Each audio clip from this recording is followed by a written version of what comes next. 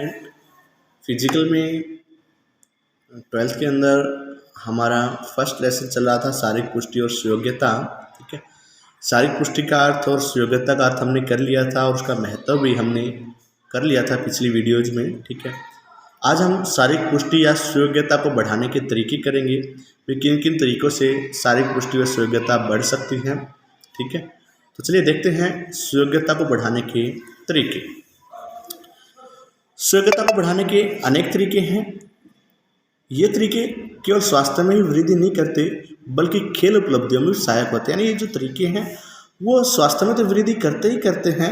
ठीक है, इसके साथ साथ खेल उपलब्धियों में भी सहायक होते हैं। इनका हम प्रयोग करेंगे तो खेलों में भी अच्छी उपलब्धियां हासिल कर पाएंगे। ठीक है, तो ये कह रहा है कि ये स्वास्थ्य में वृद्धि नहीं करते बल्कि वृद्धि तो करते ही करते हैं, साथ ही साथ खेल उपलब्धियों में भी सहायक होते हैं। ठीक है, सुयोग्यता में वृद्धि करने के निम्नलिखित तरीके होते हैं। सबसे पहला है खेलकूद। ठीक है, तो खेलकूद किस प्रकार से हमारी शारीरिक पुष्टि और सुयोग्यता को बढ़ाता है, देख लीजिए।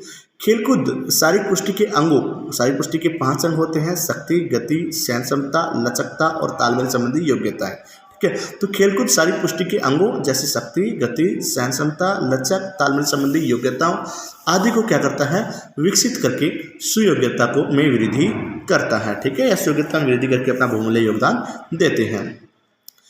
जब शारीरिक पुष्टि में अंगों का विकास होता है, शारीरिक पुष्टि के सभी अंगों का विकास होता है, गति, शक्ति वगैरह है। ठीक है, तो व्यक्ति की रोग प्रतिरोधक क्षमता है, ठीक है, जो रोगों से लड़ने की क्षमता है, ठीक है, एंटीबॉडीज इसके अंदर बन जाती है, तो व्यक्ति की रोग प्रतिरोधक शक्ति बढ़ जाती है।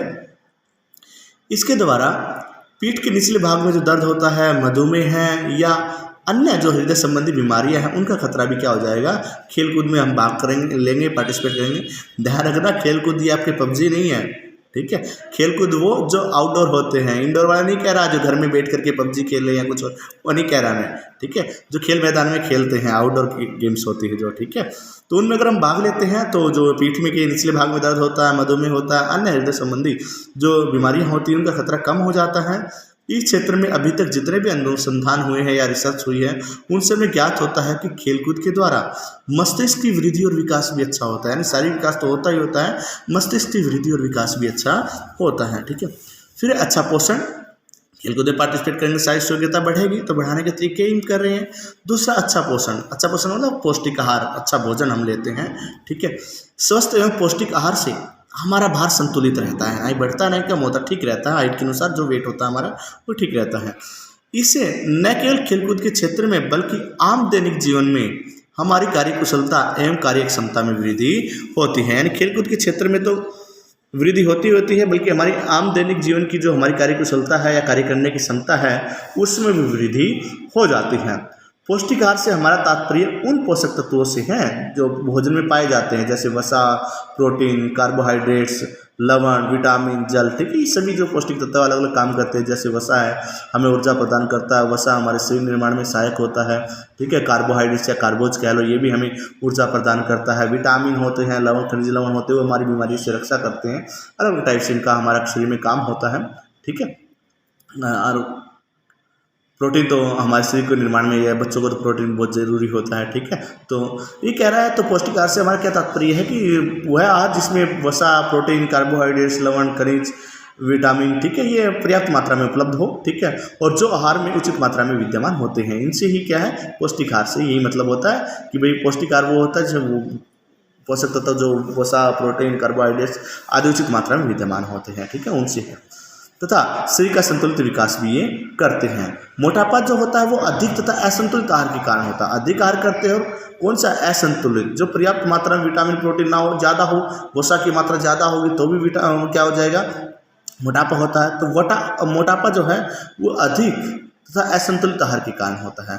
मोटापे के कारण व्यक्ति की कार्य क्षमता में कमी आ जाती है। ठीक है, आजकल मोटापा एक महामारी की भांति फैल रहा है, जिसको अच्छा पोषण लेने से या उचित व्यायाम करने से तथा अच्छा पोषण लेने से और उचित व्यायाम करने से नियंत्रित किया जा सकता है, मोटापे को रोका जा सकता है और अंततः व्यक्ति की सुयोग्यता में वृद्धि की जा सकती है। किससे, अच्छे पोषण से। ठीक है, तीसरा है मदिरा व नस्ली दवाओं के सेवन पर प्रतिबंध। ठीक है, जो मदिरा यानी कि शराब वगैरह हो गई, ठीक है, अल्कोहल हो गया, और नस्ली दवाएं होती हैं उनके सेवन पर प्रतिबंध यानी रोक लगानी चाहिए, उनका इस्तेमाल नहीं करना चाहिए।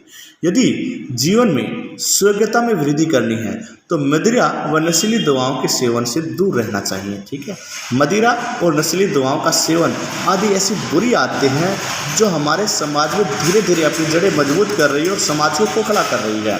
ठीक है, इनके सेवन से अनेक स्वास्थ्य संबंधी संकट उत्पन्न होते हैं जो व्यक्ति की सुयोग्यता पर बुरा प्रभाव डालते हैं, नकारात्मक प्रभाव डालते हैं। ठीक है, इसलिए हमें शराब आदि और नस्ली दवाओं के प्रयोग से बचना चाहिए। ठीक है, इन पर प्रतिबंध लगाना चाहिए।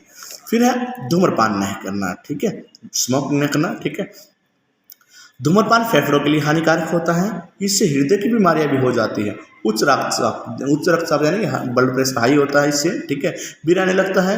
व्यक्ति की कार्य क्षमता धीरे धीरे क्षीण हो जाती है यानी बहुत कम हो जाती है।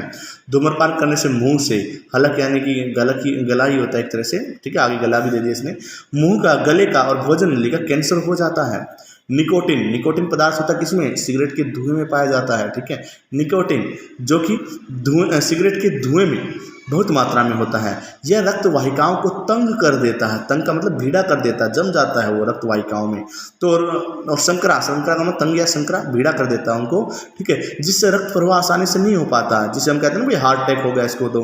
ठीक है, और रक्त रुक जाता है, रक्त प्रवाह अच्छे से नहीं हो पाता, तो ये बीमारी बढ़ जाती है हार्ट अटैक वगैरह की। ठीक है, जिसके कारण रक्त प्रवाह में मुश्किल आने लगती है। इसी कारण मांसपेशियों को आवश्यकता के अनुरूप ऑक्सीजन नहीं मिल पाती। ठीक है, धूम्रपान करने वाले व्यक्ति कठिन कार्य को लंबी अवधि तक नहीं कर पाएंगे। ठीक है, इसलिए सुयोग्यता को बनाए रखने के लिए धूम्रपान नहीं करना चाहिए, इसको अवॉइड करना चाहिए। ठीक है, फिर जिंदादिली व मनोरंजन। सुयोग्यता को बढ़ाने के लिए व्यक्ति को जिंदादिली व मनोरंजन के साथ जाना चाहिए। जिंदादिली समझते हो? एक्टिव रहना चाहिए जीवन के अंदर, सामाजिक कार्यों में भाग लेना चाहिए, खुशहाल जीवन रहना चाहिए। ठीक है, और मनोरंजन के साथ जीना चाहिए। खेलकूद के द्वारा मनोरंजन में आमोद प्रमोद भी होता है। खेलकूद के द्वारा हमें आना मनोरंजन भी होता है, खुशी भी मिलती है तथा व्यक्ति में जिंदादिली रहती है।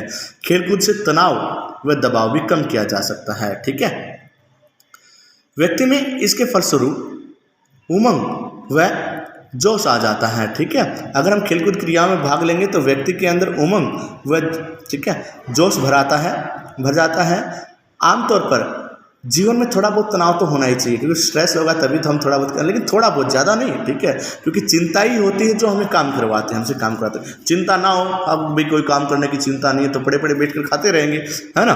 चिंता ही तो है कि भाई आज हमें कमाना पड़ेगा, बच्चों के लिए कपड़े भी चाहिए, भोजन भी चाहिए, सभी चीज़ें ज़रूरतें पूरी करनी पड़ेगी, तो उसके लिए काम करना पड़ेगा। तो थोड़ी बहुत चिंता तो होनी चाहिए, क्योंकि वो चिंता ही है जो हमें कार्य के लिए प्रेरित करती है, कार्य करने के लिए। ठीक है, तो ये कह रहे हैं आमतौर पर जीवन में थोड़ा बहुत तनाव तो होना चाहिए, थोड़ा बहुत होना चाहिए, ज़्यादा नहीं।